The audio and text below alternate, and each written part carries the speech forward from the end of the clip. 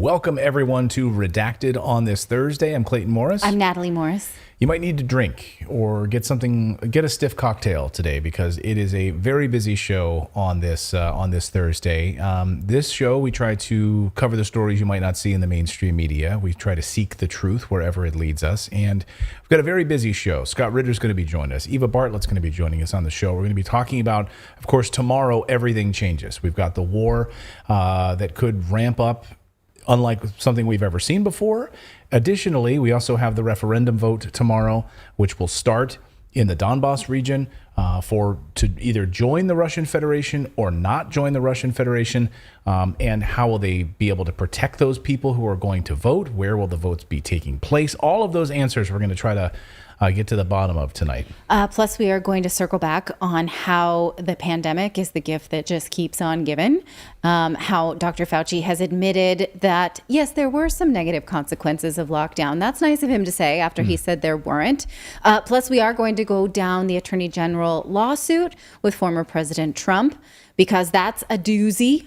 And he spoke out about it. So we have an interview with Donald Trump saying, firing back at Letitia James, right? That is right. Yes. So, get cozy, get whatever it is you need. And Redacted starts right now.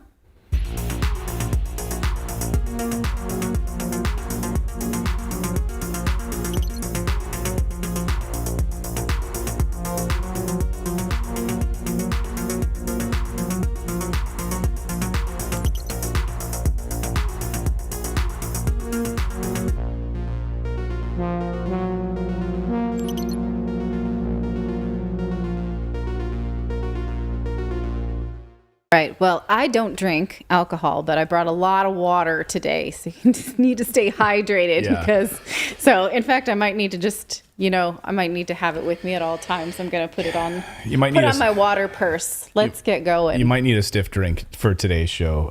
It is, a lot going on. And I love seeing everyone here in the chat room. Nice to see all of you. Let us know if you're new to the show. If you're new to the show, first of all, you have to subscribe. And then once you subscribe, you can chat with us. You just have to be a subscriber to be able to chat in our chat room. And welcome to the Redacted Rebels. So last night we put it kind of up to a vote. What was our army going to be here? What was our redacted rebellion going to be? And I think overwhelmingly, rebels was the answer. Okay. Rebels. We are the rebel force. And it means so many great things, right? I mean, I think it means so many great things, doesn't it? Yes. Right? I mean, we are standing up to mainstream media. We are rebelling against the narratives, the propaganda, the garbage that they heave on us on a regular basis. Yeah. We are rebelling against Great Reset, World Economic Forum. All of that stuff. All of it. So thank you to all of you for being here on this show. Again, Scott Ritter is going to be joining us in a little bit. Eva Bartlett from Donetsk is going to be joining us. She's in the middle of the war zone, of course, where shelling unfolded earlier today. So we're going to get her perspective here shortly. We've got so much to talk about. But we do have a daily newsletter, and it's totally free. We had over, I think, 1,100 people signed up for our newsletter last night. So I love all of you. I love that you guys, it's totally free.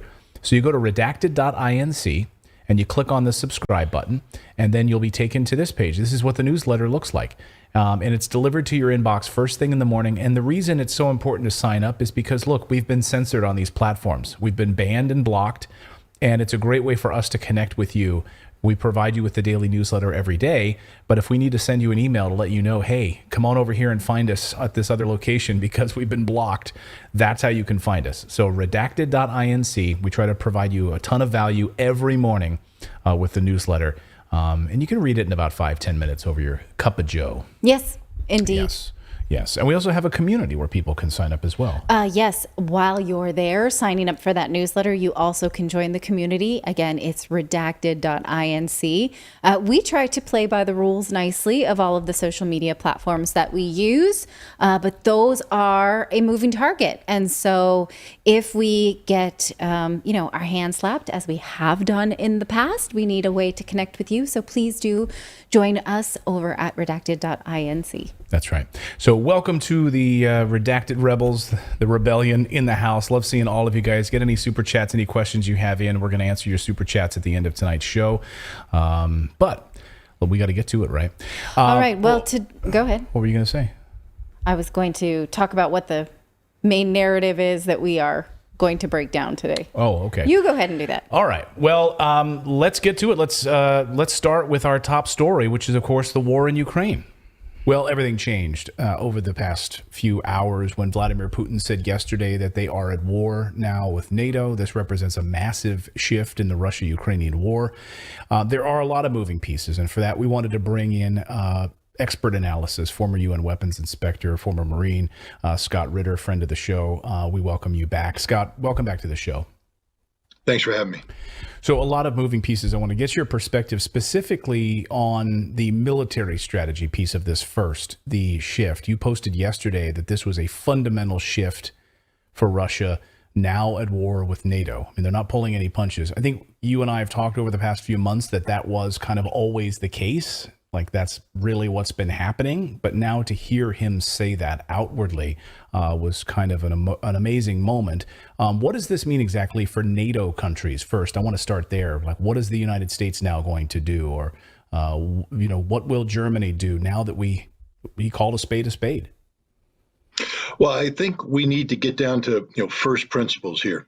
The United States, NATO, and Europe have had a concerted policy direction since the end of the Cold War that when it comes to Russia, calls for the perpetual weakening of Russia, up to and including the dissolution of Russia, the Russian Federation as it currently exists. The decade of the 1990s was all about the castration of Russia. Let's just call it what it was. It was the economic and political castration of Russia. The national security establishment here in the United States, there's papers that back this up, and I'm sure if I dug deep enough into NATO and Europe, I'd find the same, that said we must make sure that Russia never again rises to the level of the Soviet Union, that though it is the West's interest to keep Russia down in perpetuity. That was the policy. The West has never been Russia's friend, never tried to be Russia's friend. It was all about economic exploitation and political castration. This is the reality that existed when Vladimir Putin came into power in late 1999. And it's a policy that's been in play ever since then. So this notion that, NATO expansion is something new. No, NATO expansion has always been there. And we see James Baker, when he came back from his discussion with Gorbachev and Shevardnadze, and he reported to the Bush National Security Council that, hey, I sort of committed to, we're not going to expand NATO. He was shouted down and said, nope, we are expanding NATO because our policy is to permanently constrain Russia, and we need an expanded NATO to do that. And so, from the Russian perspective, this war, this conflict in Ukraine, it's not how the West has portrayed it as Russian aggression. This is Russia saying our back has been put up against the wall. We know what you want. We know what you're trying to do. We've spent a whole bunch of time trying to talk you out of this, including promulgating 2 draft treaties in December 17th of last year that said, hey, why don't we just sit back and look at a new European security framework that tones everything down, backs you up, keeps us neutral, a band of neutrality. We don't need to worry about direct conflict. NATO and the United States wouldn't even consider it. Instead, they were going forward with a policy that had been in place since 2014 to use Ukraine and Ukraine's accession into NATO as a vehicle to gut Russia. Again, going back to the original policy, to permanently cripple Russia, to lead to the political, neutering of Russia, beyond simply removing Putin from power, ensuring that whoever replaced Putin could never be a strong leader because Russia would never be a strong nation. This is the reality. So when NATO started supplying weapons to Ukraine, Russia knew what the game was. They knew straight up what it was. It didn't take long for NATO to admit it. When we have Lloyd Austin traveling to Kiev and saying, look, the golden objective here is to bleed Russia dry. We're going to kill as many Russians. He didn't say it the way I'm saying, but I'm paraphrasing him. But he said the goal is to weaken Russia to the point that Russia can never again carry out this kind of activity. And I've said this all along, that when you infuse tens of billions of dollars of military assistance into a nation like Ukraine, you fundamentally change the game. This is a game-changing event, because what you're saying isn't that I'm simply trying to empower Ukraine to defend itself against Russian aggression. No, the NATO game is to empower Ukraine to be able to carry out offensive action to expel Russia from the Donbass, to expel Russia from Kherson, to recapture Crimea. And this is important because right now, NATO can politically get away with it because, legally speaking, in the eyes of much of the world, Kherson is Ukraine. Right. Even Russia will say it's Ukraine right now. Zaporizhia, Ukraine. Donbas, Russia says they're independent, but they're not yet Russia. What Vladimir Putin did is set in motion the events that will make every piece of territory where a Russian soldier currently stands Mother Russia, in the eyes of Russia, which means any action undertaken by Ukraine or NATO against this territory, targeting this territory, becomes an act of war against Russia. What Putin has done is put it right in the face of NATO and say, do you want war? Here's your chance. I'm here. Russia's here. We're here. Bring it on. Because if you do, it's all over for you.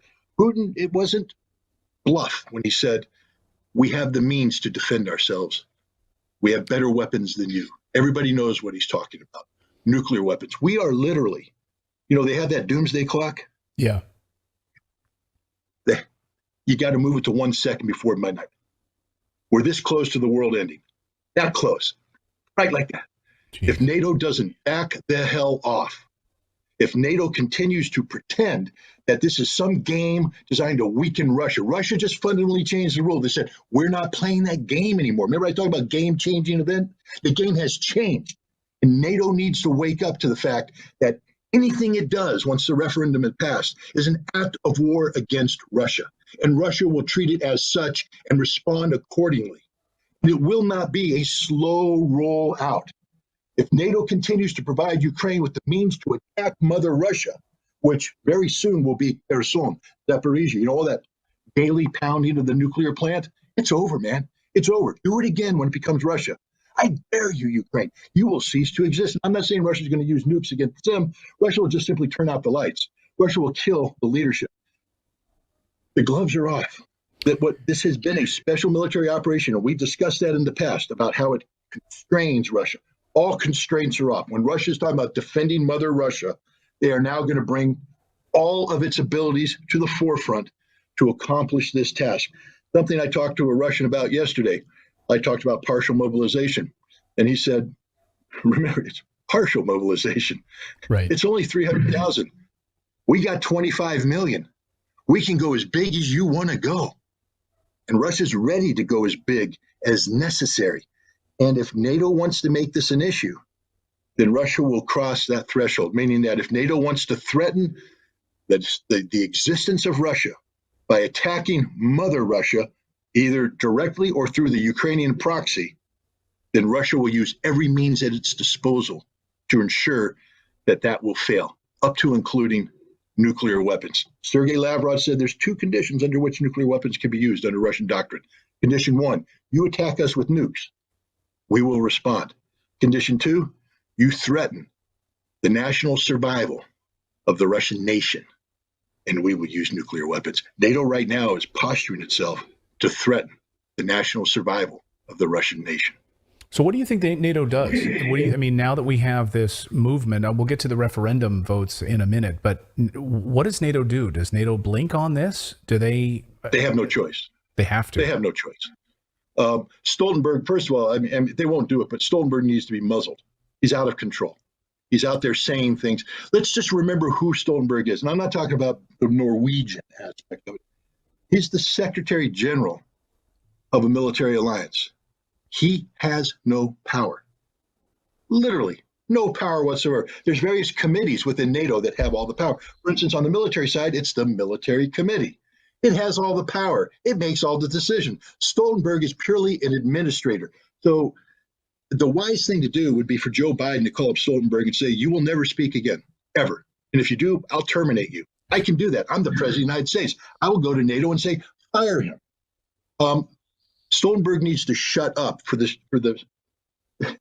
sake of the world. because he's saying things that he's not empowered to act on any of this. Other people have to make these decisions, not him. And the military committee of NATO, very interestingly, came out and said, we're not at war with Russia. We're not at war with Russia.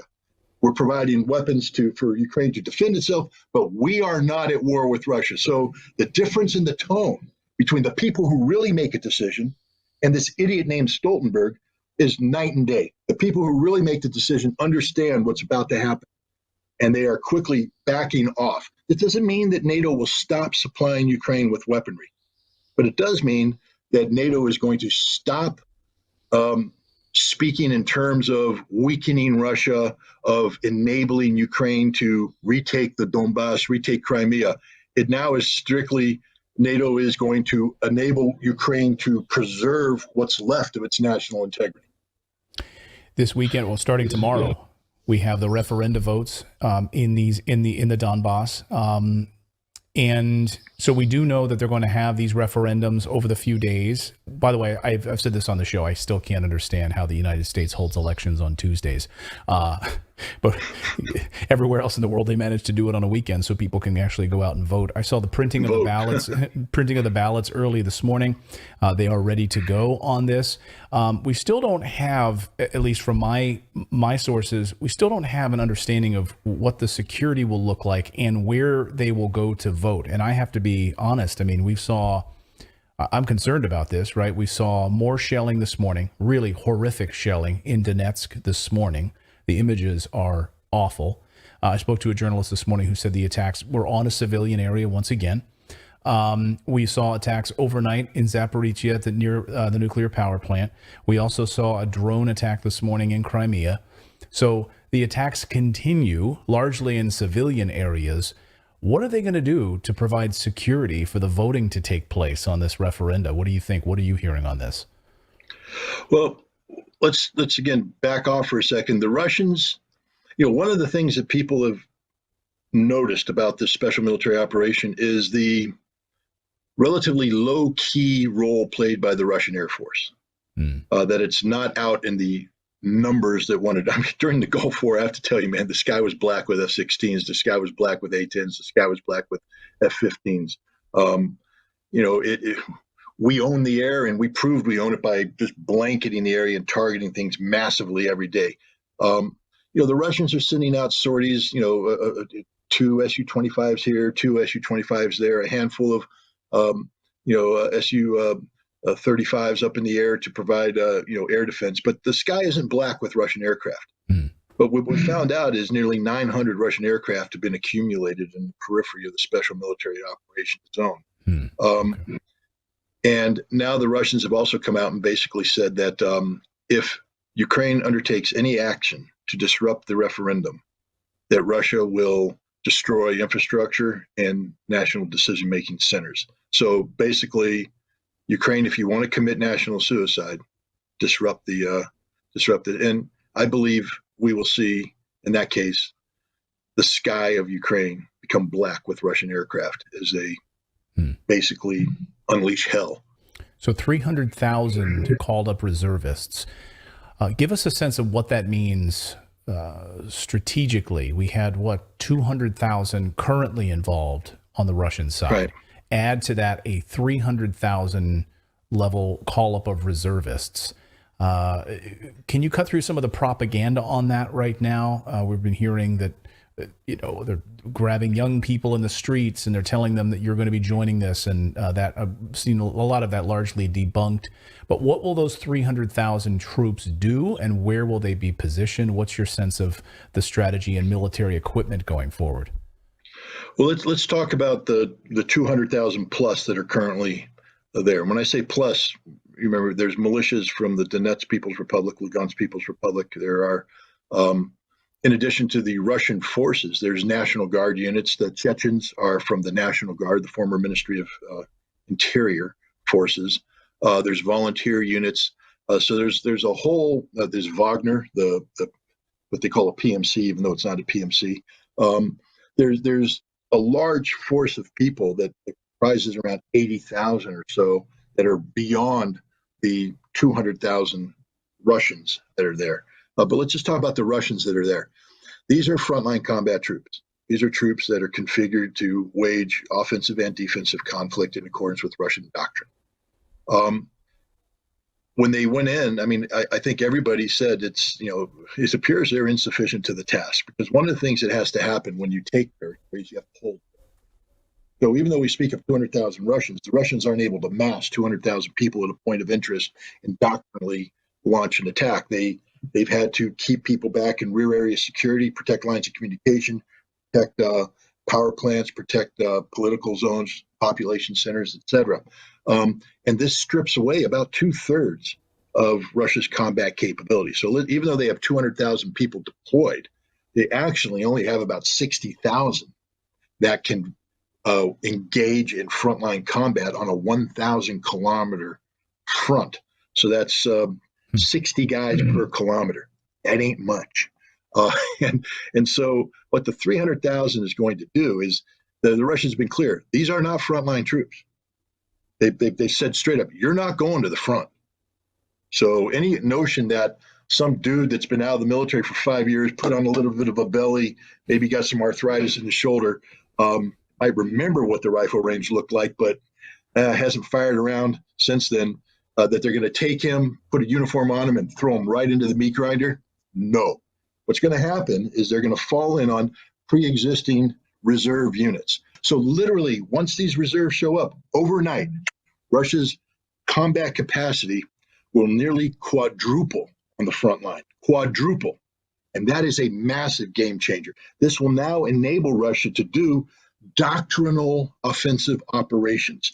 That means that when the First Guards Tank Army comes online, it's not going to be piecemeal. It's going to be the whole damn First Guards Tank Army, and they are going to do what doctrine tells them to do, which is to blast a hole into Ukrainian lines, penetrate into their rear, spread out, and annihilate everything. And they'll be supported by the 20th Combined Arms Army, the 6th Combined Arms Army, the 56th Combined Arms Army. You're going to have 4 Combined Arms Army online, and there ain't nothing that can stop them. To be frank, if they wanted to go to Berlin, they could go to Berlin, because NATO's got nothing to stop them short of nuclear weapons. Now, fortunately for NATO, they don't want to go to Berlin, but they will go as far as necessary to achieve the objectives of the special military operation, even though they may rename it.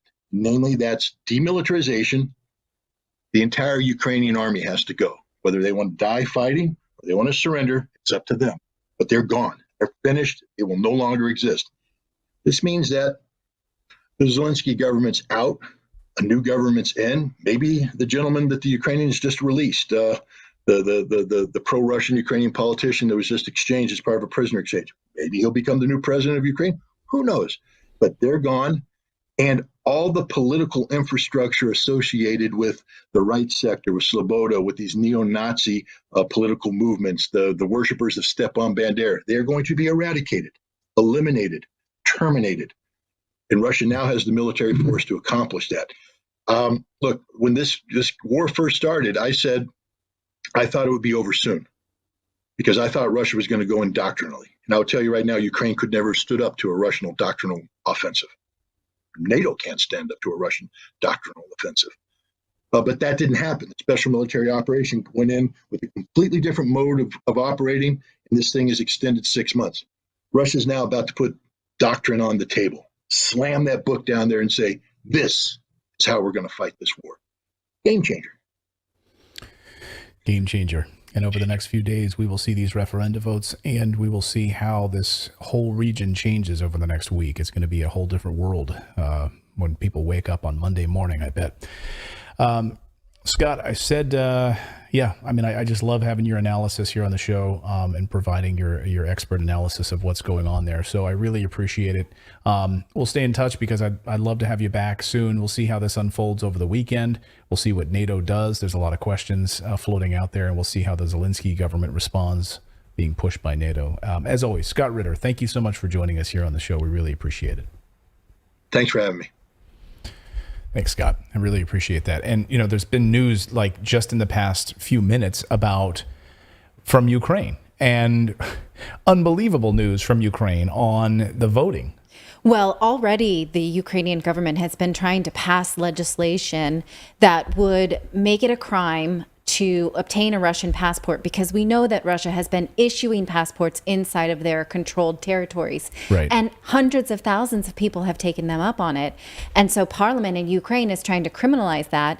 And now they are saying they will further criminalize anyone who participates in this referendum vote over the weekend by 5 to 10 years of prison.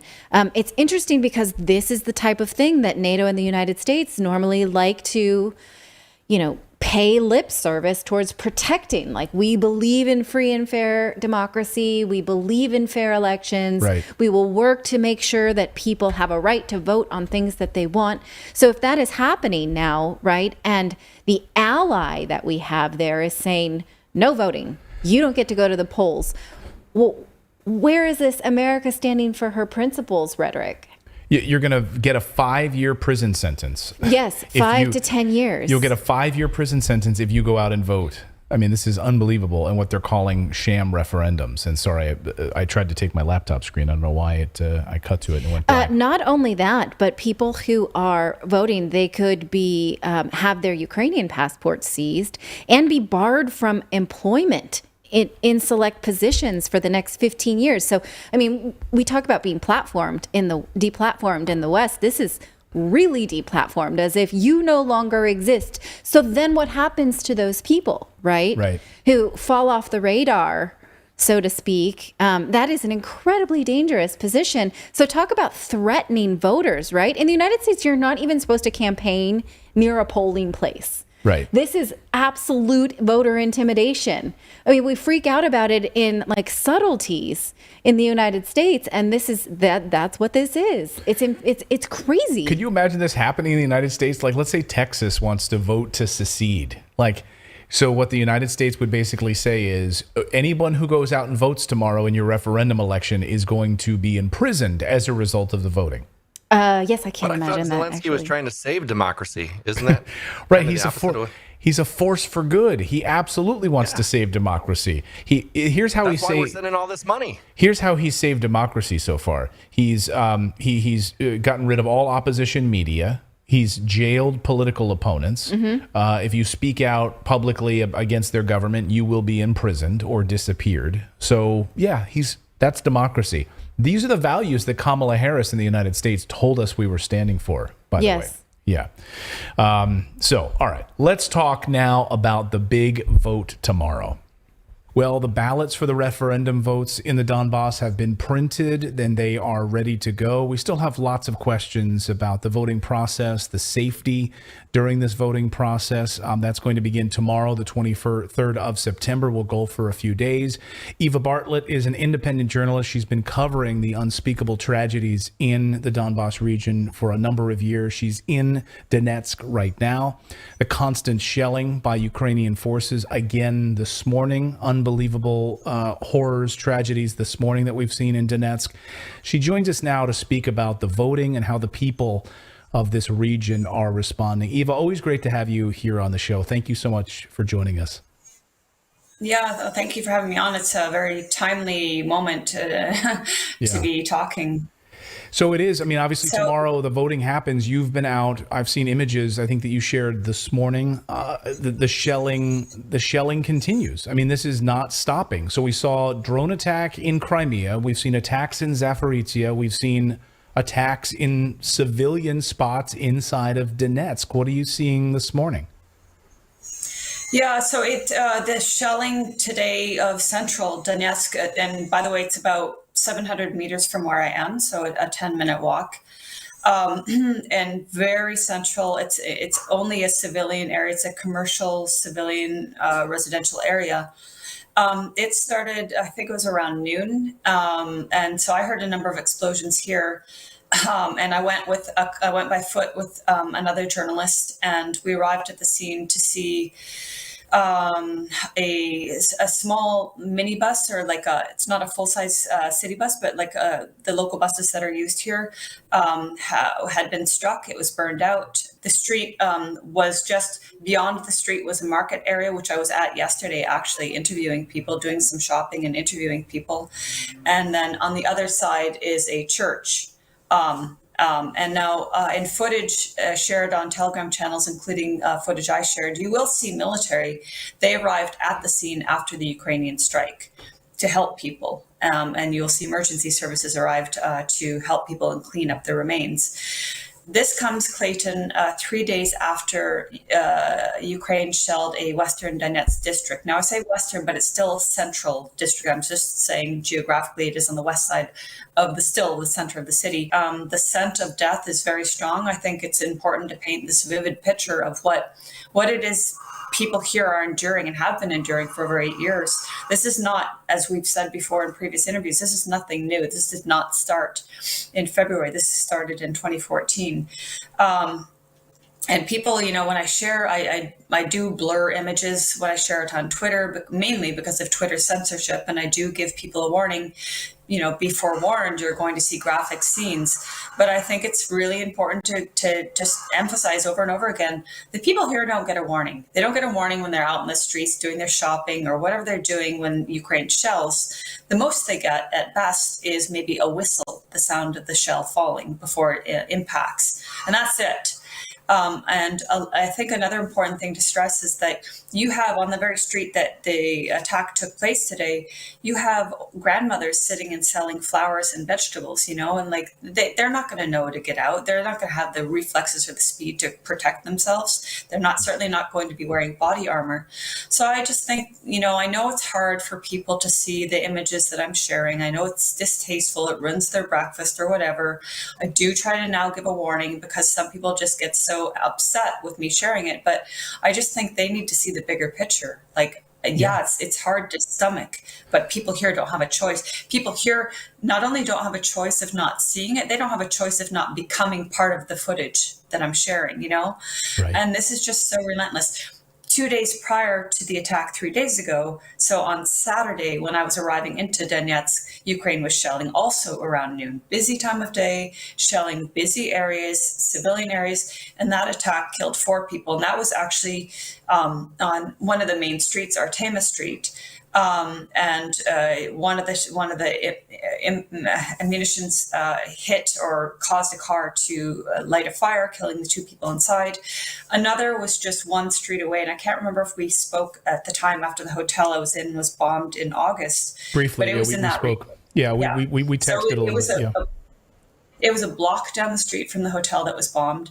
And it was a block over where, if you recall, there was a young ballerina who was killed. It was on that very same street. That street, again, completely civilian, and it has a pedestrian walkway which runs for about 2 kilometers, which is very popular with people because it's a very pretty aesthetic area with lots of nice flowers and landscaping, cafes and playgrounds. And that's exactly where Ukraine targeted. So these people, of course, have been suffering for many, many years. I mean, again, 2014 and beyond. But this has been continuing nonstop, really. And we're seeing it this morning. And, of course, the referenda happening this weekend. A lot of questions about security. I spoke to an expert just a short time ago saying that he expects to see the skies over Donbas filled with Russian Air Force, which we haven't seen up to this point. And that we may see the skies filled with Russian sorties flying over during this voting process. When you're out talking to the people, what are they saying? Are they excited about this vote? Are they reserved about it? Are they concerned about security? What are you hearing from the people that you've been speaking with?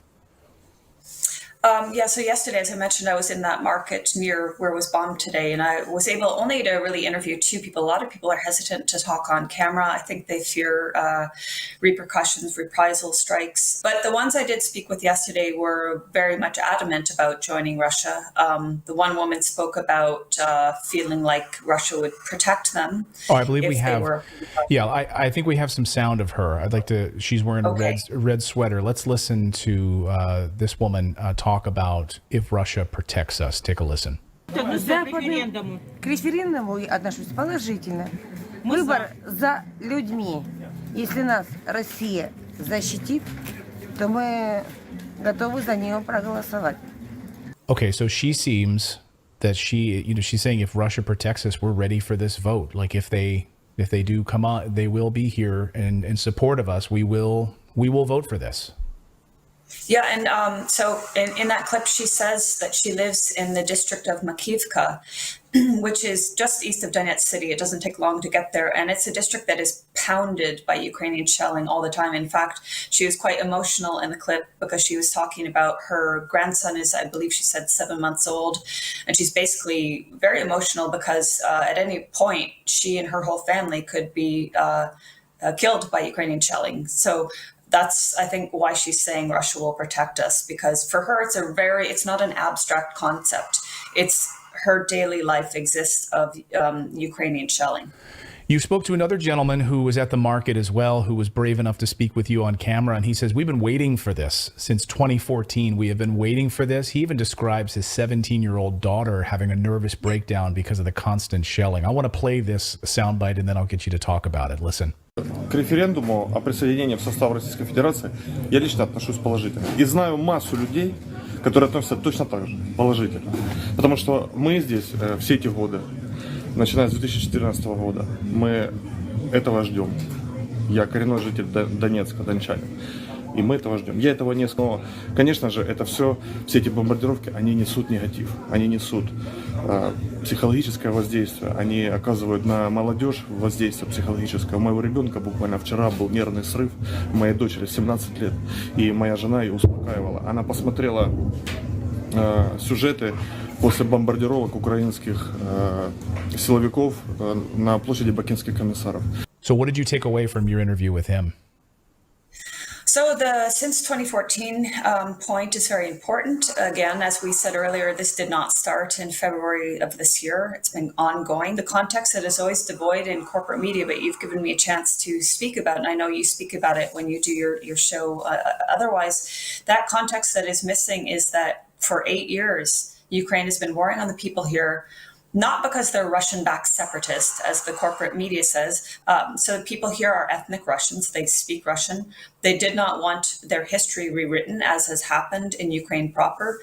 And so basically going back to this gentleman, he was saying, in 2014, the people here first just wanted to be apart from what was happening in the rest of Ukraine, and then very decisively wanted to be autonomous. And for that, Ukraine has since been bombing them relentlessly. So what he means by since 2014, we've been wanting this, is that they do consider themselves Russians here. As an aside, when I went to Crimea in 2019 and talked with people, they said, we're returning to Russia. We're not joining Russia. We're returning to Russia because they view themselves as ethnically Russian. So it's a combination of factors, I would say. I mean, I can't speak for everyone here, but I would say that the duration of Ukraine's war on the Donbass republics, and the intensity and the savagery, and all the time. I mean, I mentioned, NATO weaponry, but the West has been supplying and training Ukrainian forces, and the people here know damn well where those shells are coming from. If you live in an area that is being routinely bombed, children here can identify the shells, they can identify the incoming. So back to this whole referendum, my understanding is that if the Donbass republics are actually a part of Russia, then that is a game changer, because now it is Ukraine and NATO warring upon Russia. When you're in common areas and you're just kind of talking with people, not necessarily in the market, but is there a mood that, wow, this could be finally, like a finally moment? After 8 years, we might actually get the security that we've been wanting. It's hard to say. Honestly, the mood is exasperation, because it has intensified so much over the past many months. And the slaughter is just so endless. And frankly, people also have been saying, and I can't give an answer to why, but people have been saying, why hasn't it stopped by now? Right. Because, we did see all of the Lugansk People's Republic liberated, and many areas of the DPR, but there is the stronghold in Avdiivka and Pesky and other areas that Ukraine is occupying, and they're really well bunkered down. So they can emerge from their fortifications and get in some vehicle and fire a volley of rockets or whatever that's outgoing, and then disappear back underground. And because they're mobile, it's very difficult this is my understanding, for Russian Donbass forces to target them. So they can continue their slaughter and maiming of the Donbass civilians. But the people here, maybe average people, don't really understand, why is it taking so long? Why do we continue to have our blood running in the streets? So back to your question, on the one hand, I think people, was that just ammunition fire we just heard? that was outgoing. That was, this is the backdrop. When it's not Ukraine raining hell down on here, when it's incoming, it's this one. If you can hear it clearly, I don't know how clear you can hear it. There's kind of an echoey sound. So that is outgoing fire.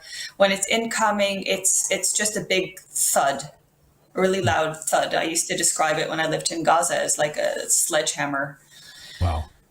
But yeah, that's the sound. I mean, even though that's outgoing and attacking Ukrainian army positions, not attacking Ukrainian civilians, again, if Russia had employed America or Israel's scorched earth tactics, it would be over now. They would no longer be shelling us from the positions they occupy. But Russia is not employing those tactics. And so when you hear that sound, it's going towards Ukrainian military positions, not towards villages occupied by civilians. This is a reality here, the incoming. And, today when we went to the site that Ukraine shelled, there's a very real probability they could shell again. They do double and triple strike. So it was a risk for the rescuers. I have an article coming out on Covert Action magazine, maybe today. And I did a video, which is on my YouTube. By the way, I can't upload to YouTube because they've given me a strike for some bogus reason. So I can't, it's hard for me to get my message out. So I'm really grateful to you again for having me on. But I did do a video before that on the rescuers, having interviewed a number of rescuers and emergency services workers. And they are targeted by Ukraine. One I spoke with in June, they had gone out on a call in a red, I believe it was a fire truck. They saw a Ukrainian drone overhead. And then shortly after, there was a strike right next to the truck. And one of the emergency services workers was injured in critical condition. And others I spoke with, they talked about, we get to a site and then Ukraine shells us. And this is something I'm very acutely familiar with from my work with Palestinian medics in Gaza during the Israeli war in 2008, 2009, when they also targeted medics. Because if you target rescuers, you prevent the people who are in need of help from getting the help they need, and thereby more people perhaps will die of their injuries. Unbelievable. And a lot of questions still we have, and I know you're trying to get the answers on this for tomorrow, and I'll get you out of here on this question, which is on the voting process. So will there be polling places where people will go and actually fill out these ballots, or will they be handed out door to door and then collected? Have you been able to get any answers about that yet?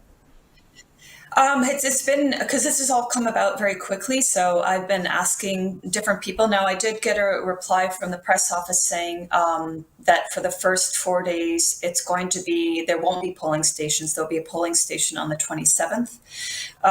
And I asked for accreditation to be able to go and observe at that polling station, there'll be multiple, I'm sorry. But then I saw an update just a little while ago, so I'm going to read from that. And it says the referendum will be held from the 23rd, which is tomorrow, to the 27th for 5 days, 4 of which to ensure the safety of the participants. Voting will be held not at polling stations. So but now this is unclear in adjacent territories and individually according to statements at home. So I have also reached out to the press office to say, look, if there's teams of people going home to home, myself and a couple other journalists would like to join them to be able to try to document that process. I do, and I know you were mentioning that there's speculation that maybe the Russian Air Force will be out in full force tomorrow. I don't know. I've heard that speculation as well.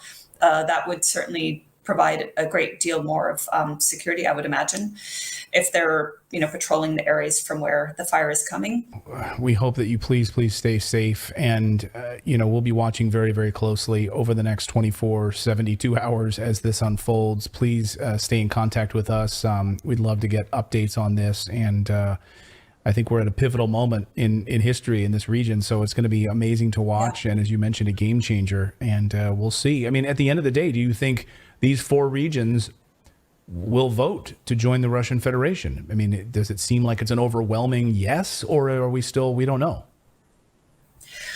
I mean, I haven't been to Kherson. I've been only to the Donbass and Lugansk People's Republic, so I can't speak about the other regions. But based on,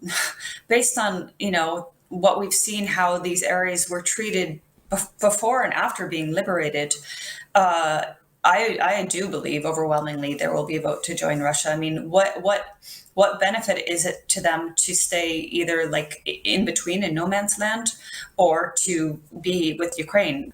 There's absolutely no incentive for them to want to not vote to join Russia. On the other hand, joining Russia potentially offers them a degree of safety, economic incentive to join Russia. So I do think we will see them overwhelmingly vote. And of course, to join Russia. And of course, we're going to see the West saying, oh, well, that wasn't a free and fair election, as if we have free and fair elections in the West.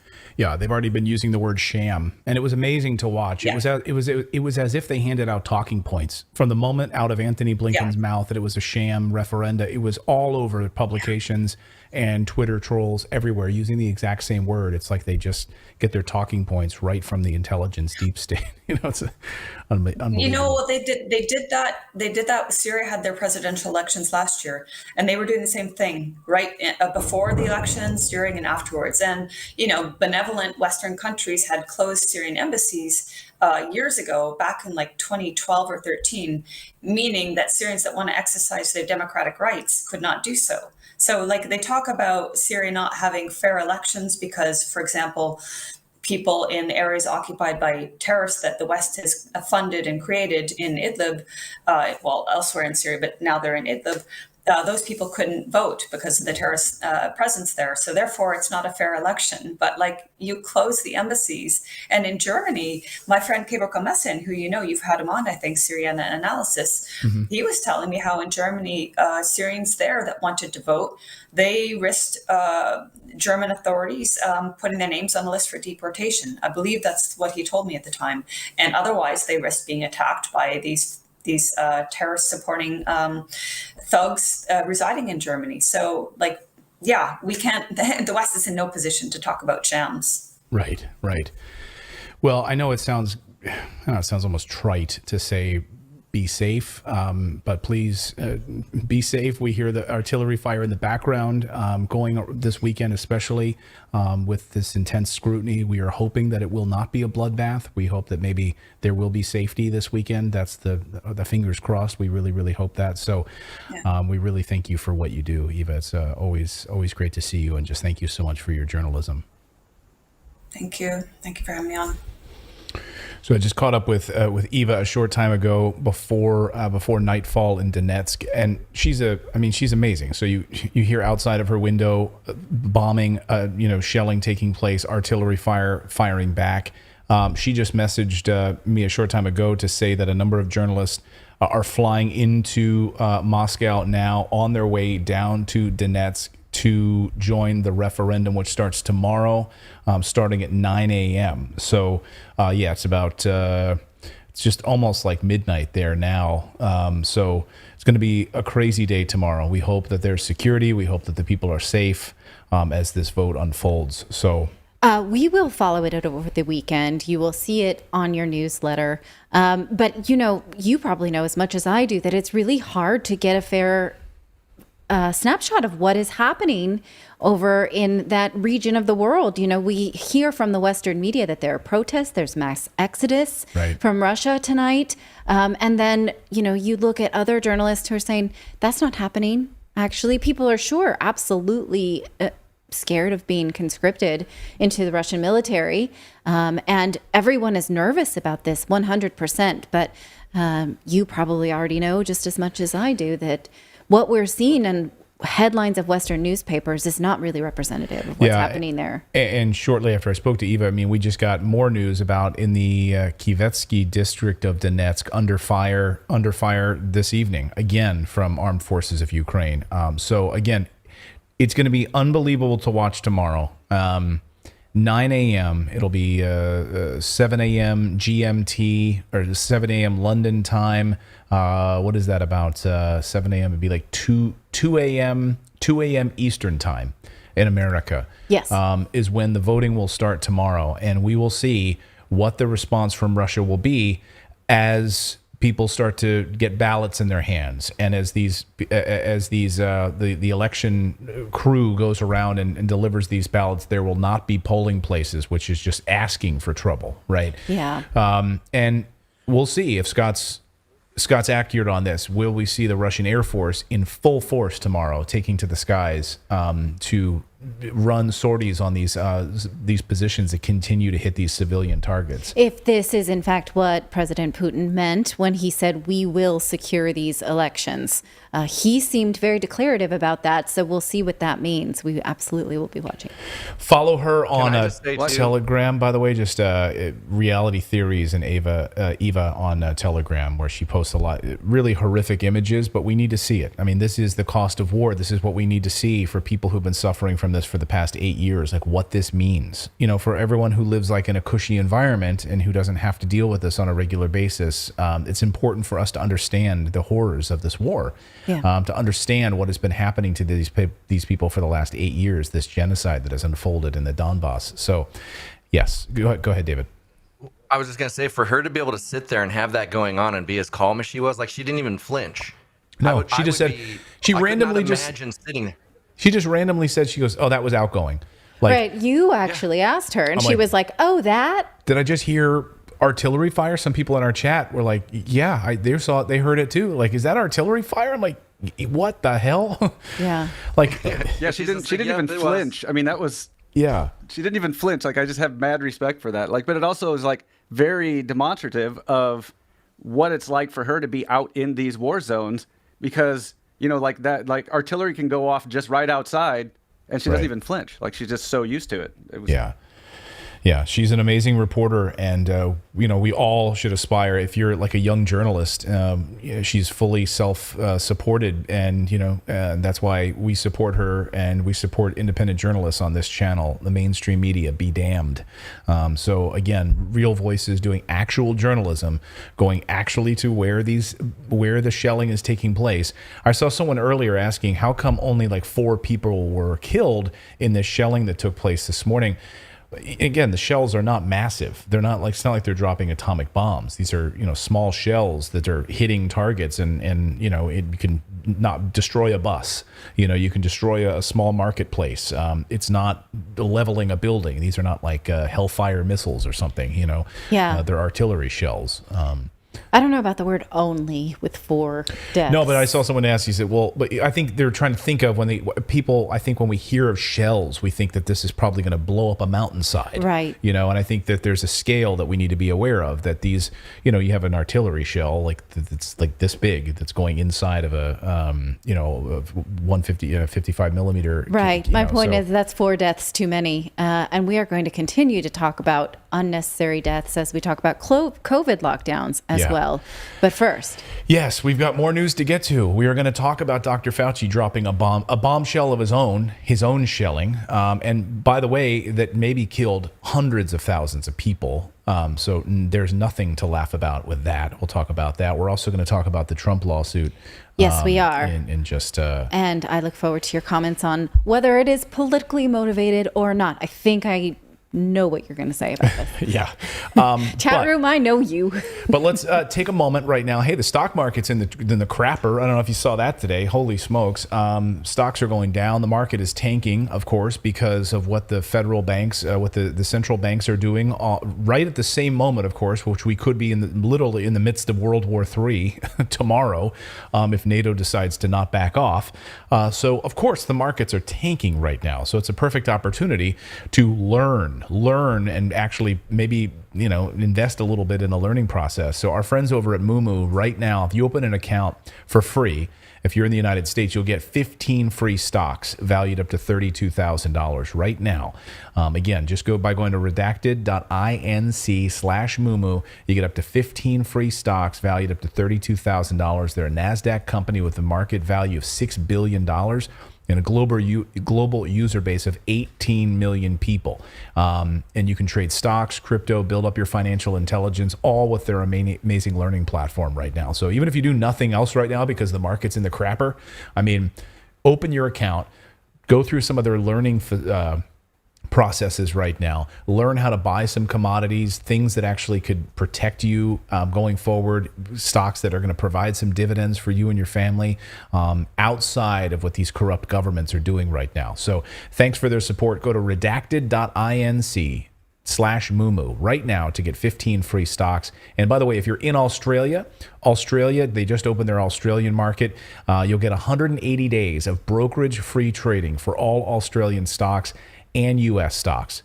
So again, Australia market, extra incentives for you in Australia to go to redacted.inc/Mumu. So we thank them for their support of independent journalism and what we do here on this show. All right, coming up in a moment, we're going to talk about Trump. We're going to talk about this lawsuit. And, the Western media, a lot of the mainstream media on the left is really saying, hey, the walls are closing in on Trump. But they've been saying that for 5 years. So we'll see if that's true. But first, Dr. Fauci is back in the news today. And he was at the Atlantic Ideas Festival, which is a festival put on by the Atlantic magazine. Let me just tell you something. Oh, we can go to festivals now? Did he say? I guess you can get together, but let me just say something. If I could picture a hell on earth of a place to go, it would be to go to the Atlantic magazine's Ideas Festival. Can you think of something worse? Like I'm thinking like if New York Times put on a poetry night. If you come to the New York Times poetry night, I would not enjoy that. That might be bad too. Or can you think of anything else in the chat? Let me know if you can think of anything else. But the Atlantic magazine is putting on an Ideas Festival, so they invited Dr. Fauci. Like this should just tell you everything you need to know about the Atlantic magazine. What they I don't like any of those words. No. So anyway, Dr. Fauci was asked. He was asked yesterday or last night at this Ideas Festival about lockdowns, about COVID lockdowns, and what kind of an impact it would have had on kids. He dropped this bombshell, and I was like, am I living in a friggin' bizarro world right now, Dr. Fauci? Listen to what he said about COVID lockdowns. Sometimes when you do draconian things, it has collateral negative consequences. Just like when you shut things down, even temporarily, it does have deleterious consequences on the economy, on the school children. You know that. Okay. Okay. Wait. He said draconian? Yeah. He did say those words. Can we, Philip, I know throwing you under the bus here, can we re-rack that videotape? Can you get out the VHS tape, the beta tape, and just re-rack that? Just a second. Okay, just re-rack that puppy. Re-rack it. And I want to hear that again. When you do, I think if I heard him correctly, he said, when you do draconian things. Yeah. Like, as if he has a habit of doing draconian things, right? When I do things that totally screw up all of society, I think of it this way. This is how I normally contextualize my draconian actions. Viking Life says, hey, Fauci, you don't do draconian things. Fauci. I like that name. Okay. Jail Fauci. Okay, listen to this again. Play it.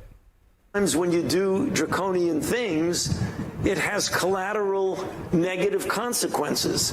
Just like when you shut things down, even temporarily, it does have deleterious consequences on the economy, on the school children. You know that. I want him, and instead of him saying, you know that, he should have said, that's something I just learned. Right? As if like he was saying to that guy, you know that, even though I have been denying it on camera for 2.5 years. You know that. It really should have been like, admits me. Yeah. Right in this moment. Like, here I am at the Atlantic Ideas Festival, and I just had an idea. When you do draconian things, it ends up hurting people. It hurts the economy and it hurts children. This is an idea I just had. Thank you, Atlantic Ideas. I just had this idea. So, it's good that people who do draconian things can learn from their mistakes.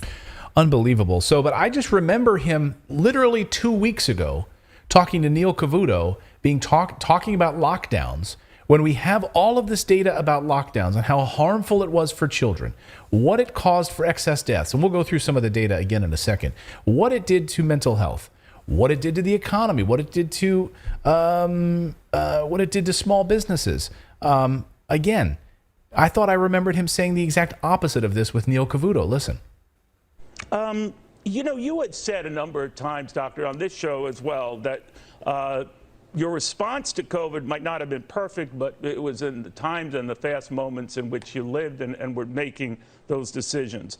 So looking back at some of those decisions, including masks, you were first opposed to them, then you embraced them, the severity of the epidemic itself and completely shutting down virtually the entire American economy. Do you regret particularly the last one, the shutdown, the sweeping shutdown that some said made things worse? No, I don't, Neil. And in fact, I think we need to make sure that your listeners understand I didn't shut down anything. There was a lot of consideration among the White House task force that we were reaching a point where the hospitals, such as in New York City and other places, were being strained to the point of practically being overwhelmed. And when Dr. Birx and I came with the proposal that we take 15 days to essentially get to the point where we slow, if not shut some things down, not completely, and the record will show, Neil, that we didn't recommend shutting everything down. We wanted to cause a pause, to remember the terminology, to flatten the curve. But in retrospect, And we Doctor, did do that you because regret that it went too far? Whatever your original intentions were, and it's easy to be a Monday morning quarterback here, but that it went too far, that particularly for kids who couldn't go to school except remotely, that it's forever damaged them.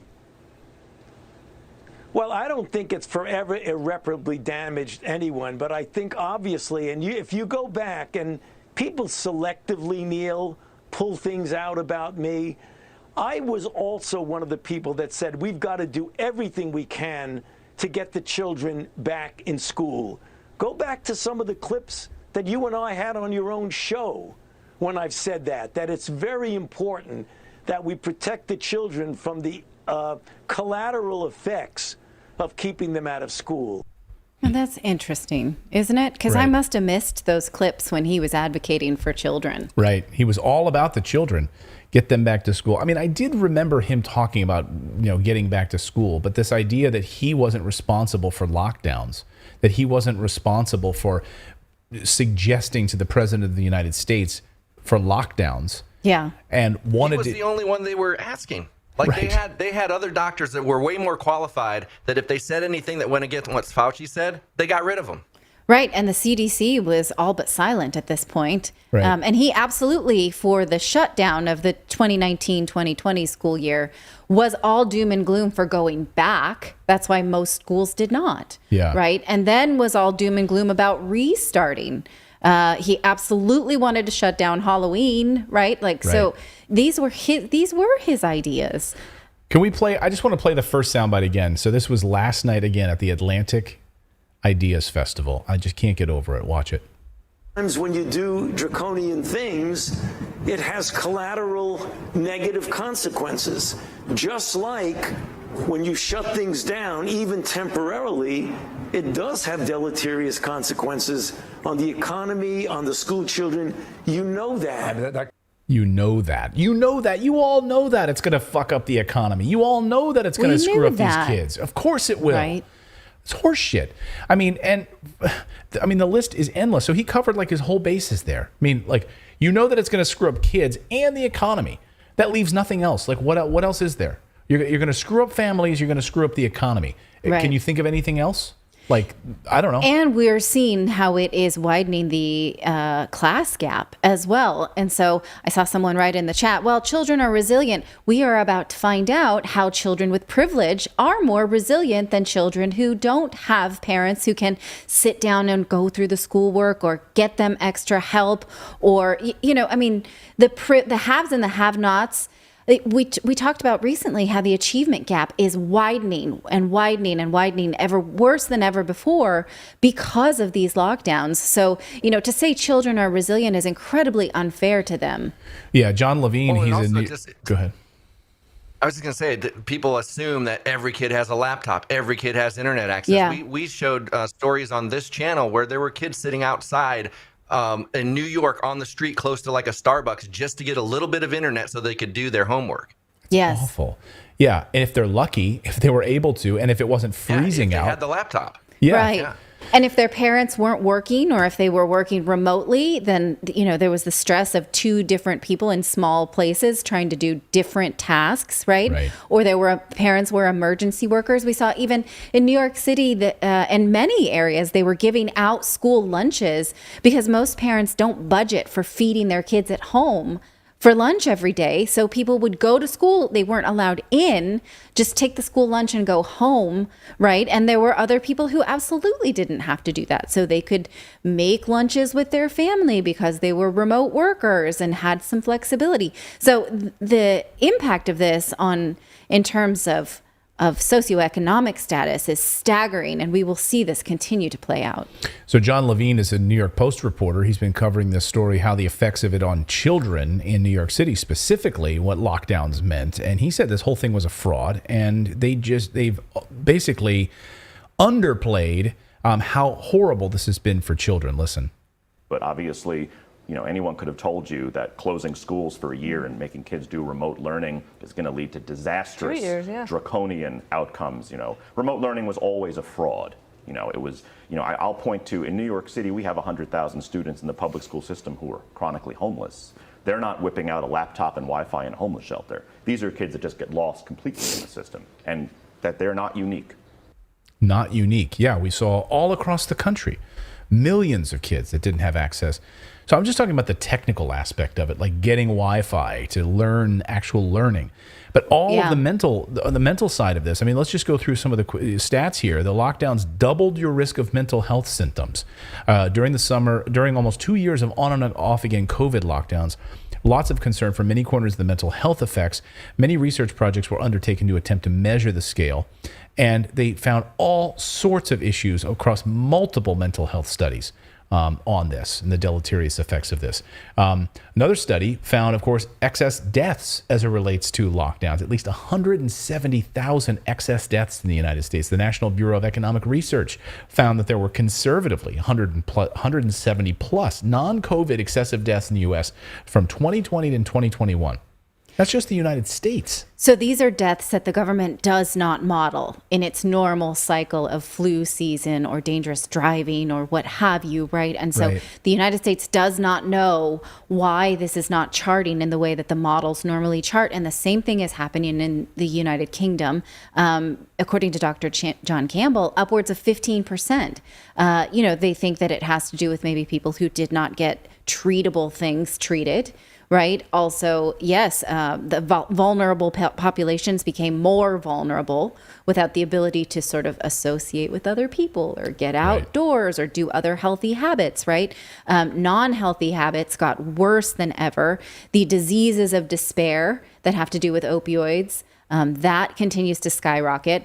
And we did a video just about 2 weeks ago about, again, the achievement gap, because now students are testing lower than they did well into the 90s, right? So it's as if 20 years of educational achievement never happened. And we know that dropping out of school is correlated with a lower life expectancy. That's just tragic. And then the new study out just like a few days ago reveals new cases of childhood type 2 diabetes increased by 77%. Oh, my goodness. Thanks to lockdowns during 2020. 77% type 2 diabetes in children. So you had a friend who posted during the lockdowns online, like, just curious, what are some other fun things to do at home besides eat? Right? Because we all felt like that. Yeah. Like, is it time to eat again? Might as well work on the next meal. Just think how tragic it was to see when you walked by playgrounds and they had like police tape wrapped around playgrounds. Like, kids can't go out, can't play on the playgrounds. Like, so yeah, you suddenly knew this, Dr. Fauci? You just figured this out today? You lie. I mean, again, why aren't these people in jail?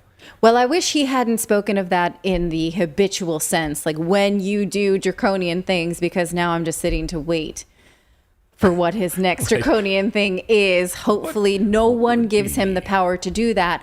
Hold on a little longer, guys, because he is retiring from government service And Again, he reminds me of that guy from The Simpsons, that scientist guy. Right. yeah. Yeah, he is retiring. He's gone. But not Good. before. Hopefully, he gets dragged in front of the court and has to answer questions about it. Hey, if you subscribe to the channel, your name will pop up here on the big screen. So yes, if you do subscribe, and what? Oh, and super chats. As do super chats. Yeah, That's super right. chats will pop up here too. So keep it clean. Don't say anything. Thank you, Alexander Reiter, for becoming a member. And also, YouTube if you keeps become a it member, clean for us. Oh, YouTube. Yeah. The other day, someone wrote on our channel. I just happened to see the comment. I was going through comments, and someone said, "Hey, you guys censored me. Shame on you. I just posted a comment. Good thing that I have a screenshot of it." And it was like 2 a.m. American time. Like, we don't censor comments. Like, YouTube censors comments. And I wrote to the person and I said, "Hey, Carolyn," or whatever your name was, "please, like, we don't censor comments. Post it again. Like, see if it gets taken down again. I'm glad you have your screenshot, but we do not censor comments on this channel." So just be very, very clear. If you type something and it doesn't show up, we don't have like little minions, little Dr. Fauci's back there blocking stuff. Just to be very, very clear about that. Yeah. All right. Well, I just purchased my advance tickets for next year's Idea Festival. I didn't know that was a thing. Oh, I okay. can't miss it. So Maybe you'll be a featured speaker. Dr. Fauci retired. I'm going to I'll be there. represent Redacted over there. Yeah, I love it. I would love to go through and do some interviews at the Ideas Festival. Go ahead. What do you want to do? You want to talk about Trump? Yeah, let's do it. Okay. Let's talk about Trump, baby. It's time. It's time. It's time to talk about Trump. Okay. Well, late on Wednesday, the office of the New York Attorney General, Letitia James, filed a lawsuit against former President Trump and his 3 oldest children. The claim accuses the Trumps and their organization of inflating the value of assets in order to secure favorable bank loans. Now, a couple of things we should keep in mind as we go through this, because she's been after him a long time, right? And she's been very vocal about it. She talks to the press a lot about it. In fact, she campaigned on the premise of that she would go after him. In fact, she called him an illegitimate president in 2018 when she was campaigning for the job of Attorney General. The Attorney General is an elected official, right? And so we knew that she didn't like him. She wanted him if she got the job. So she kind of had to, right, go after him. So the question is... I love that this is her campaign promise. Like for other campaign promises, like I'm going to lower your taxes. I'm going to get well, not for an attorney general. I'm going to get you affordable health care. I'm going to do this. For her, I'm going to go after Trump. It's like, well, because attorney general, right? She's the attorney of the state. So she was promising New Yorkers that she would stop whatever shenanigans he was up to, right? At the time, remember, he is a commander in chief. Mm-hmm. He is the president. Right. She had no qualms about saying, if I get in this office, I'm going to go through his stuff with a fine-tooth comb. She, in fact, did that. So we know that he's been, she's been deposing people. She's been deposing his tax returns, his attorneys, all manner of things, right? She deposed his children. Some of them did sit for their deposition. Some of them sat and pled the fifth many times. He was going to sit for a deposition, but then his house was raided, which put him in the middle of a criminal investigation. So he didn't sit for that investigation, but he intended to. So she had been warning us. So, she's public about it. She likes to talk about it. This is a campaign promise. And she warned us earlier in this week that something big was going to happen, right? So this is her big mic drop. Now, before we go through it, I want to remind you that this is what she is claiming and her office. It is all alleged at this point. The former president should enjoy the presumption of innocence until proven guilty, even if the mainstream media does not want him to have this. We saw all manner of jubilation in the press today about yeah, you got him, up top. Look at the front page of Drudge this afternoon. It's like walls closing in. I'm sure it feels like that for him. But again, we owe him the presumption of innocence, right? And so let's let cooler heads prevail, but see what it is that she found, right? No matter, even if you think it is a witch hunt. He, in fact, did did say, though, before we get to what he's claiming, what she's claiming, let's hear his take on it, and then we'll go down her claims. Well, she campaigned on it 4 years ago. It was a vicious campaign, and she just talked about Trump, and we're going to indict him, we're going to get him. She knew nothing about me. I never heard of her. And she said, we're going to get him. That her whole campaign was based on that. I actually thought that they would never bring a case, and she brought it. And the reason I thought, because she didn't have a case, I was of the impression she wanted to settle. But I had a problem, because how do you pay something, even if it's a small amount of money, if you're not guilty? This was just a continuation of a witch hunt that began when I came down the escalator at Trump Tower. Okay. So it is a civil case, right? She says we're making a recommendation of a criminal case. So what happens if he then decides, nope, I'm not going to respond to this. I'm just going to take this claim and use it as toilet paper, right? Then she would get a default judgment and get to start seizing some of his assets, and she would be able to enforce what she wants. So he has to respond to it, even though, as I saw someone mention in the chat, yes, it's civil, right? And again, remember, your initial claim is like, think of it as, what's that character in Walking Dead who has the bat with all the spikes, right? That's what this is. Like, you have to come out swinging with all you've got. It doesn't make it true. It doesn't make, it's your hardest hit. And then through the act of litigation, it will all be whittled down at some point. Negan. I was waiting for the chat room. Thank you, book. Yeah. Negan. So this is like the attorney general's version of that, like, scary bat, right? You have to do this when you file your claim. So, okay, now we can read this with cooler heads. So again, she may have had it out for him, but she seems to have found a lot because she was looking so closely, right? The suit does claim fraud. Fraud is an incredibly high bar to claim. To prove, you have to prove that someone actually had intention, right, to say something and do something else. But it spells out how the Trumps used accountants and then ignored what those accountants told them and did what they wanted anyway. Here's just a few examples. In this one, for example, they received a series of bank-ordered appraisals for this property on Wall Street that calculated the value at $200 million as of August 1st, 2010, and $220 million as of November 1st, 2012. Yet in the 2011 statement, they listed this property with a value of $524 million and increased the valuation to $527 million in the 2012 statement, and then to $530 million in the 2013 statement, more than twice the value calculated by the professionals. Now, the professionals they spoke to said that the Trumps actually did instruct them to do that, because, no one thinks that Ivanka is like really good at keeping the spreadsheets and saying, well, I'm going to take this value and do it to this, right? Clearly they have people that are managing their spreadsheets, and those people said that this is what they did. Another example that they put here, the triplex apartment on Trump Tower was valued at being 30,000 square feet when in fact it was only 10,000 square feet. As a result, in 2015, the apartment was valued at $327 million in total, or $29,000 per square feet. And that price was absurd, given that at that point, only one apartment in New York City had ever sold for $100 million at a price of square foot of less than $10,000. And that sale was for a new build. And this is where she takes a dig, but Trump Tower is 30 years old. So clearly it's not that. Right. Oh, and that hits Trump right where, because even in this interview with Hannity last night, where he was asked about this, he's like, look, you're sitting, he's like, we built a great business. We built, great real estate all around the world. Look at this room. Look at this room. And he was like talking about how and the room was beautiful. So that's a punch right in his stomach. She specifically stuck that in here. Yeah, this was a new build. Yours is an old. She popped him in the ego. Yes, right. She's going for it, right? Okay, let's talk about. I saw someone in the chat say she's just trying to make a name for herself.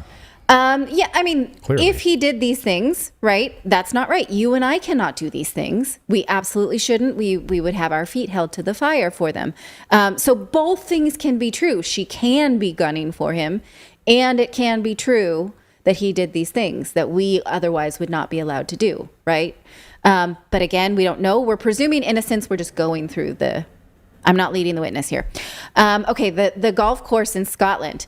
She says the valuation assumed 2,500 homes could be developed when the Trump organization had already obtained zoning approval to develop less than 1,500 cottages and apartments, many of which were expressly identified as being only for short-term rental. So the 267 million value attributed to those 2,500 homes accounted for more than 80% of the total 327 million valuation for the property on its 2014 statement. Further, in another financial statement about initiation fees of the Mar-a-Lago golf course, the golf course at Westchester, she says that the valuation for the 2011 assumed new members would pay an initiation fee of nearly $200,000 for each of the 67 unsold memberships, even though many members in that year paid no initiation fee at all. In some instances, Mr. Trump specifically directed club employees to reduce or eliminate the initiation fees to boost membership numbers. Now, I'm not sure, that is that piece of it, right? So you're saying we're going to sell 67 memberships and that will amount to $200,000 of new member fees. Mm-hmm. I don't think he in his head walks around and thinks, well, I'll give that guy one for free, or we don't normally take them, right? Like, that's not the worst thing. You can assume that you will take that cash in and then later say, oh, we didn't charge those, right? Or that was a loss because he was assuming new members. I don't know that, again, some of the property evaluations seem extremely egregious, whereas some of them seem maybe just less so. We should keep in mind that she did hold this until right before a midterm election, right? Even though she's presumably had it. Well, do we know that? I mean, I guess we always on this show show try to follow the facts and follow the truth. And I mean, so do we know when she had this completed? No, yeah, you're right. Good point. And she was hoping that he would be deposed, right? Yeah. And that was very recent that he did not sit for his deposition. So she may have felt like, well, I'm not going to get the big fish, so it's time to drop this. But I see many people online saying, oh, she definitely wanted to affect the election. We don't know that. Well, I mean, right? also you come out with an announcement. I 2 days ago, she comes out with this big announcement ahead of, she's like, hey, we've got something big coming. You guys ready for what we've got big? The only way you make an announcement like that is either if like you literally arrested like 1,000, I don't know, like you broke up like a pedophile ring or something, like we got the big ones, But this to her and her staff is the big one. I got John Gotti, right. And this, of course, so she makes this big announcement. She wants the whoop-de-doo and running for re-election, of course, and she wants higher office. So, and turns out it ended up being Geraldo and Al Capone's vault. An empty vault. Right. So the question remains, so what, right? If he did all of this, does it hurt you and me, even though we are not allowed to do these things? Well, look at some of the privileges that he obtained by doing these things. For instance, she says, his statements of financial condition were repeatedly and persistently submitted to banks insured by the FDIC for the purpose of influencing the actions of those institutions.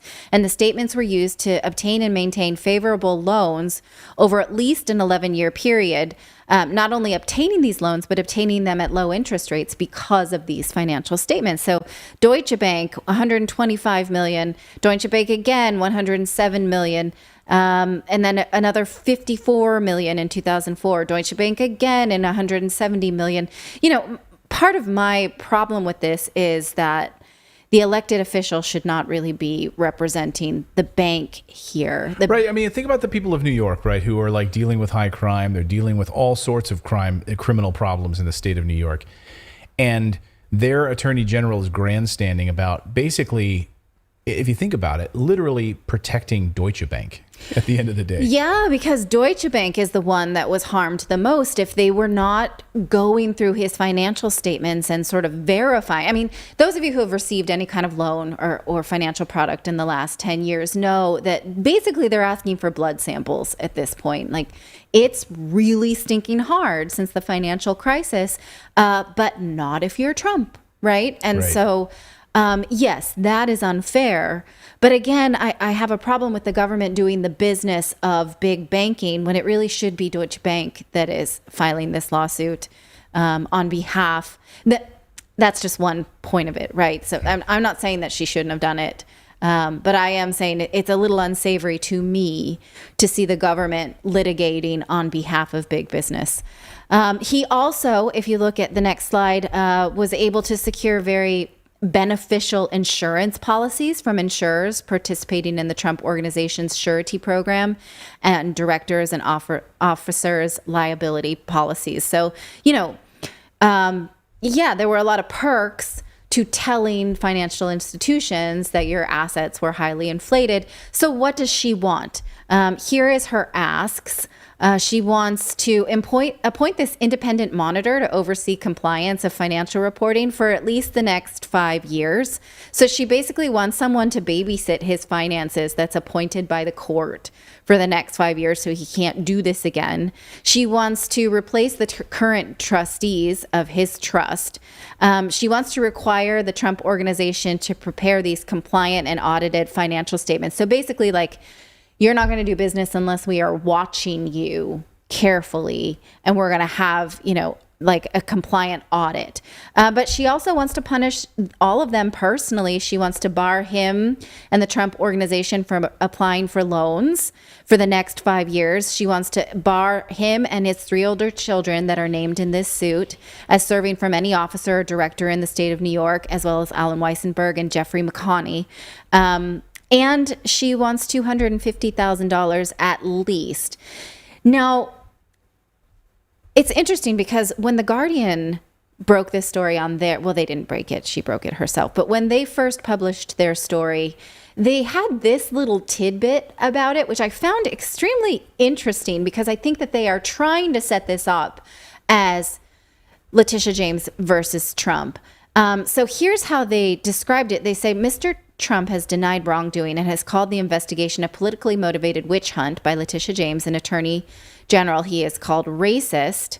Ms. James, who is Black, rejected a settlement offer from the Trump organization last month to resolve the matter. So this idea that it's a racial fight is floating out there in the media, and I find that to be, I don't know. I don't like that. Do you have any comments on that? Not really. I mean, of course, that's always what the left is going to say. They're always going to try to pin it on racism, right? So he has a problem with her, then he's a racist. That's always where it goes. It devolves into that, and then you shut down any conversation about it. So, yes. I'm not surprised by that at all. It's a racial thing that she's going after him and he's going after her. I mean, it's ridiculous. Now, he's offered to settle this case, and she did not accept it. He offered before it was even filed, so he knew it was coming. This is not a big bombshell to him. He knew it, or else he wouldn't have offered a settlement, right? But clearly she wanted this week for, this. She wanted this. She considers the Attorney General's office, I believe, is feeling like this is a win. It got a lot of press. It has a lot of acclaim, and she's tweeting it. She's having press conferences. So people who dislike Trump are really calling her a hero, which makes sense why she wouldn't have accepted the settlement. But I think it's clear that the Trumps do not want a trial, especially since they are facing a criminal investigation by the Justice Department. They don't want to be deposed. They don't want to be able to incriminate themselves in a way to make their hot legal situation even hotter, if that's possible. So the Trumps can respond to this. Maybe they're going to poke some holes in their claim. It will go back and forth with depositions. But I do think they'll settle it. The best thing to do right now is just let her have this victory week. Keep your mouth shut. And then just, let it play its course. That the problem is that's never been Trump's, strength is just let things lie and play it out in the courts and don't talk. He can't. And so, we see him now incriminating himself or saying things that can be used. So we'll see. Wow. I mean, what he said in that interview last night was very much like, hey, it's a witch hunt. She's been coming after me. She ran on this. She campaigned on this. He didn't go into specifics. So he just kept it this is clearly a political witch hunt. She campaigned on this. She's coming after me. It's a witch hunt. Like he can stick to that. Yeah. But the lawyers will have at it. You know, they're going to start to sort of go back and forth and poke holes in things. And again, the press will report whatever they file as motions as fact. We are not going to do this. We're only just going to run down what is being claimed because, again, the ethos is supposed to be presumption of innocence. Yeah. Well, we'll take your super chats in a moment, so please get in any super chat questions you have. We should also remind you that we do have a daily newsletter. We'd love for you to subscribe to it by going to redacted.inc. That is the place to go, redacted.inc. And when you go there, you'll click on the subscribe to the newsletter little button on the front of the page. It'll take you then, just put in your email, boom, you click that. Put in your email, and then you'll receive the email first thing in the morning over your cup of coffee. So we try to publish it at about 6 a.m. Eastern time. So depending on where you are in the world, you'll get a nice little newsletter that you can read in about 5-10 minutes. We cover some big stories. So again, subscribe to redacted.inc. It's our place to stay connected with you. You heard from Eva Bartlett earlier who said, like, she can't even post to YouTube. They blocked her. Like, it's unbelievable. So that's why it's very important for us to have that connection so that we can tell you, hey, come on over here if we get blocked for any reason or if censorship happens. We have a way to stay connected with you. Very, very important in this day and age. Our friend Russell Brand likes to say that. You know, you never know. We've got to stay connected. So please connect with us. Very, very important. We're going to get to your super chats in a second and the other chats that are coming in. Let us know where you're joining us from around the world in the chat room today. I always like to look for like the furthest. Let's see if we can think of one that would be a far away location. Eritrea. The Antarctica. Antarctica. Anyone watching from Antarctica? So someone was saying also, like earlier, said like please keep this show nonpartisan. We do. Like we are not Republicans or Democrats from America. We think both of those parties are corrupt, absolute corruption. So we are absolutely nonpartisan in that way. We just go where the facts take us. So we are part of the rebellion party. Yes, we are rebels, the redacted rebels in the House. I had a friend today tell me that she takes issue with on this show when we describe ourselves as Americans or we talk about things that are American policy or American politics, because that's a continent, it's not a country. And so, you know, you can say, oh, that's an American thing to do, or we are Americans, and we are North Americans. Well, I was going to say, where is America a continent? There's South America, which is a continent, and there's North America as a continent. Right. But using America as to refer to the United States, we don't have an adjective for a United States citizen. What do you would say? You would say I American. am, like, for instance, if you're from Brazil, you're Brazilian, right? Right. So I'm not United Statesian. I But am would you say American. you're American? Right. But again, But it's the United States of America. yes. So anyway, this was her pet peeve. I've not seen anybody else in the chat tell us that they take an issue with that. And so because we are American. I like, yeah. How about that? American. Or I know, American. right? So I mean, I don't know how else to use that word as a descriptive. So We're American rebels. That's what we are. We're American rebels. American. Right. American. My children are United Statesian. Yeah. Right. So Yeah. okay. All right. Before we get to your super chats, I want to tell you about a way to skip the grocery store because that is a drudgery. Anytime I can get out of going to the grocery store, I take it. HelloFresh is a great way to make sure that you have a plan for your weeknight dinners or weekend dinners for just quick and easy 20-minute meals, low prep, low cleanup options. And you don't have to plan for them, write out all the ingredients, and then go to the store because it's all delivered right to your door. Need another reason to stay in for dinner? HelloFresh is 72% cheaper than dining at a restaurant and even cheaper than shopping at a grocery store. So that's money back in your pocket. Plus, you don't have to tip anybody if you don't want to. Well, you could tip your delivery guy or girl. That is okay. But you don't have to tip your cook. normally inside your own house. And HelloFresh now has Hello Custom. So there's even more variety than ever before. And what you can do here is swap out one protein or side for another, upgrade for a more luxe experience, or even add protein to a veggie meal. That means more choices, more variety, and more meals truly tailored to you and your family, no matter what your meal of choice is, whether it's vegan, vegetarian, gluten-free, whatever. Now go to HelloFresh.com/redacted16. And if you do that, our users will get 16 free meals across 7 boxes, plus 3 free gifts. So you need to use the code redacted16. Once again, that's HelloFresh. Yeah. Oh, I'm sorry. No, I'm using the wrong code. Use the code redacted65 and you get 65% off plus free shipping. So let me say that again. Go to HelloFresh.com and use the code redacted65. I apologize for giving you the wrong code. I want to get you the right code because you will get 65% off plus free shipping. All right, let's take your super chats now. All right. We have a few. Let me refresh here and open.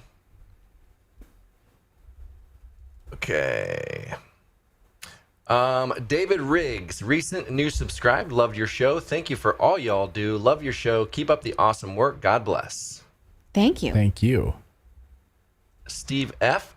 Love you people. You never disappoint. Thank you so much. And you are too compliant with the super sticker. Thank you. Thank you. Rat with AK. How many people do you think will survive WW3? I don't know. I mean, again, you even had Medvedev earlier today saying that even taking it a step further from Putin, like his comments last night. So it's basically saying the nuclear weapons are on the table. Comrade Thrani, this is a rebellion, isn't it? I rebel. Yes. Welcome, Rebel. There you go. Julian Massey and Wade Worth, both with super stickers. Thank you. Thank you. New York, New York. Today is Constitution Day. US. Oh. Then we got Robin R. and Fighter for Street with super stickers. Thank you.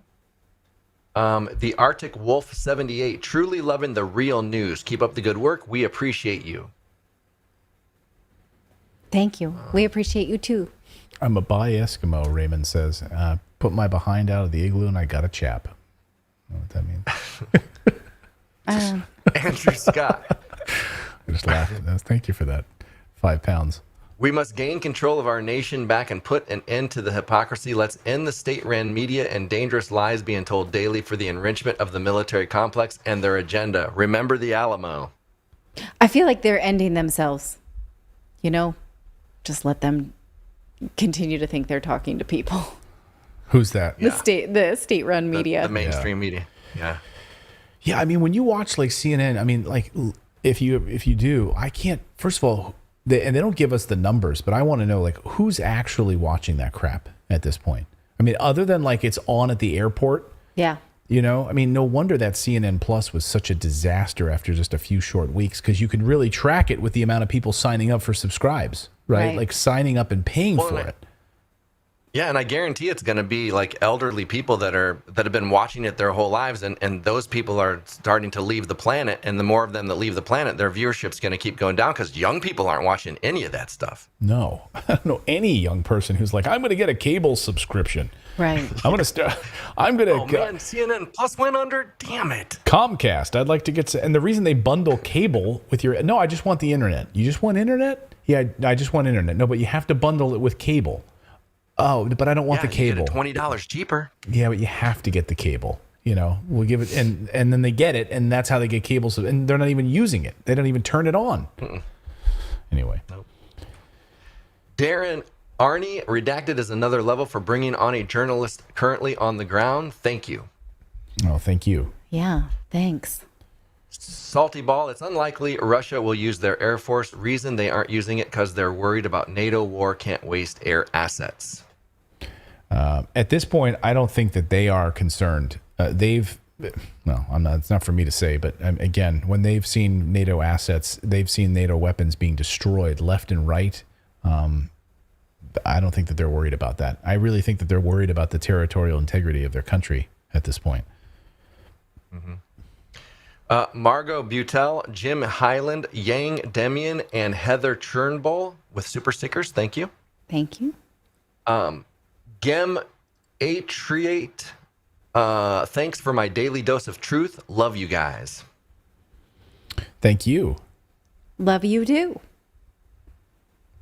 That tricky dude. Let's see. Are people aware that the battalion that I won't say the name of, but you know which one I'm talking about, is armed and trained by CIA and Canadian military? Washington Post, Ottawa Citizen. Yes. Yeah, we've reported that here on the show about their involvement, absolutely being involved in that for years. Maritza Azineri with a super sticker. Thank you. Rumple Gold. Hey, David, I'll join you at the Ideas Festival to do a panel on Redacted Let's Planet. I miss being a panel host. Okay. Thank you, Rumple. Biohacker. Scotland supports the Patriots of America. We shall rise again. The Patriots will overcome. Tim Preston with a super sticker. And then Rumple Gold. Hey, Clayton, can I ask about your bracelets? They're interesting. What's the story? Oh, what's the name of those? These are I don't know what country. They're called pig and hen. That's what it is. Pig and hen. Can you look up where they're made from? So Natalie got this for me. I think it's They're from the Netherlands or Norway. no, the Netherlands. Amsterdam, it says. Yeah, they're made in Amsterdam. Okay, and they're made out of like old shipping rope from and it's supposed to be stronger than steel. So I never take them off, but it's got this really cool little spinny thing. But they're I love them. I love them. My wife got it for me. Yeah. And then she got me this one. This is another pig and hen one too, as well. You can see, and it's got a little thing. And the story is that they were traditions to sort of protect sailors when they went off to sea. And I just like the idea of because here's why, because the rope that they would and the cages, if there was a shipwreck, what would survive would be the cages with the pigs in it and the hens. They would basically float on the water, and the rope that was tying them together. So that's what pig and hen comes from. So anyway. Yeah, if you go Viking, to someone says a Viking thing. It might be. Yeah, I think that's. But I love it. It just it's like hey, you're protected. That your wife loves you and you're protected, and she does. IP in public pools wants to know if I unsub and resub, does it show on the board? LOL. No, it does not. No, we've figured that out. No, please just subscribe. Don't unsub and then resub. Your name won't show up here, unfortunately. Yeah. It's that's the way that it doesn't work. So anyway. Oh, someone says that's a Dutch gay sign. It's a what? It's a Dutch gay sign. Well, shut up. That's what someone said in the chat. If it is, it is. Great. Why don't you ever talk about why do you never talk about your gay Dutch people? Why do you never talk about gay Dutch people, Clayton? Oh god. Eunice Saucedo and Raishin 5 with super stickers. Thank you. Bald Eagle, besides nuclear, how serious do you think a biological event is? Well, I mean, we have multiple biolabs. Again, who knows what we don't know. Desperate times call for desperate measures, right? And that's what. And I'm sorry, that's what ends up happening in these desperate moments. And we hope that cooler heads prevail. That something like that doesn't happen. But my God, we saw it in World War I, for crying out loud. We saw what using chemicals in trench warfare until we said no more of that. But hopefully no. I was just reading that emergency services in Poland now are giving out iodine pills in the event of a nuclear event. Yeah, and they just asked for more troops too. From right, NATO. And so NATO. I don't know. I was thinking, where do I get iodine? Maybe it's not. It's worth seeking out a prescription. Yeah. Cookie Monster, Redacted is the end of mainstream media all love. Yes. Crypto McFly 2030, State National is freedom, U.S. citizen is Wong. I'm not sure what that means. Jason Longo with a super sticker. Wrong. And then James Bond, love you fellow rebels, great show, vote independent. That's Yeah. all.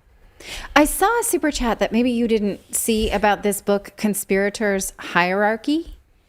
And so during one of our breaks, I looked it up. Did you see that super chat? No. Okay. Oh, yeah. I don't see it either. Jesse Black, currently reading Conspirators Hierarchy, the story of Committee of 300 by Dr. John Coleman. If they are over UN, NATO, etc., then these elites want a World War III goal, depopulation, new USDR currency, feed us bugs. Love y'all. Okay. So thank you for alerting me to that book. That seems right up my alley. By the way, then that book was published in 2016. I saw somebody earlier talking about this. And maybe if you yesterday. Google it, if you put it in Google and then it shows you the Amazon listing, and then that Amazon listing does this. So that is strange. Like, they don't want you to see that. Sorry, we can't. So then I had to go into Goodreads to find it separately. Sorry, we couldn't find So it. that's interesting, isn't it? Very Nice and blocked. interesting. I'm gonna Maybe that's find- why your super chat didn't show up. It just Yeah. got blocked.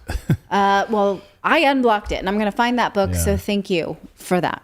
Well, no, I skipped over it because there was a couple words in there. But Oh, okay. Okay, got it. All right. Yeah. Well, thanks for the book. Easy on the super chats. Gogo Mojo wants to know if wearing white glasses is a sign of, Being a gay Dutch yes, being a Dutch man. it is. Bonjour. man? No, he's not. He's United Statesian. He's Oregonian. He's Washingtonian. I'm a Washingtonian. He's Portlandia. Washingtonian. Portlandia. Well, they're all crazy out there. We love Dr. John Campbell, says Redacted. You need to watch Dr. John Campbell. Oh, Philip, we love Dr. John Campbell. I'm on that one. We love, Yeah. Dr. John's great. I've been watching him for a long time. Yeah, David turned me on to him a while ago, a couple of years ago now, it seems like. Yeah. So thank you, everyone, for subscribing to the channel. We really, really appreciate it. A couple of things we're working on for next week. Reading a book right now called The Fossil Future, about our fossil fuel future. I saw that pop up in my Kindle because we have a shared Amazon account, and I was like, Yes. "What's this?" And Keith Epstein, not any Epstein relation, Kevin Epstein, a journalist who's written about this, says basically fossil fuels are the future of the planet. If you eliminate fossil fuels, you destroy civilization.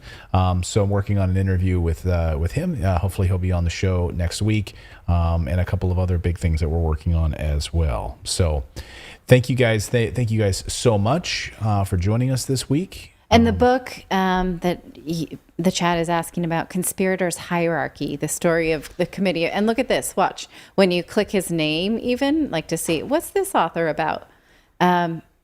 Again, you get a 404. Like, Amazon does not want to tell you about this book. So that's all the more reason to read it. Interesting. That's all the more reason to read it. Yeah. All right. We're going to get to our reading for the weekend. We will see you back here. We will have content over the weekend. Subscribe to the newsletter. We'll see you then. Yes. Thank you, everyone. Bye now.